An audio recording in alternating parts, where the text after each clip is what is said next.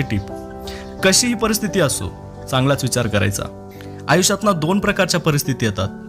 कधी दुःखाचे वाईट प्रसंग आलेत तर त्यातही चांगलं काहीतरी घडलेलंच असतं. फक्त तेवढं शोधून काढायचं, त्या प्रसंगातून ना काहीतरी शिकायचं, काहीतरी बोध घ्यायचा त्याच्यातून, आणि बाकीचं ना सगळंच्या सगळं विसरून जायचं. हसत खेळत पुढच्या प्रवासाला निघायचं. या तो मैं जितता हूँ या तो मैं सीखता हूँ, हे कधीच विसरायचं नाही. नंबर 2, मी कसा आहे मला माहिती आहे. कधी कधी ना आपल्या वस्तूंवर किंवा वागण्यांवर टीका होते, नक्कीच होते. आपल्या जवळच्याच माणसांचे शब्द आपल्याला वेदना देतात. टीकेतून स्वतःमध्ये काय सुधारणा करता येईल, म्हणजे तुम्हाला कोणी काही बोललं ना तर त्याच्यावर तुम्ही काय सुधारणा केली पाहिजे, फक्त एवढाच विचार करायचा आणि बाकी ना सगळ्याच्या सगळं विसरून जायचं.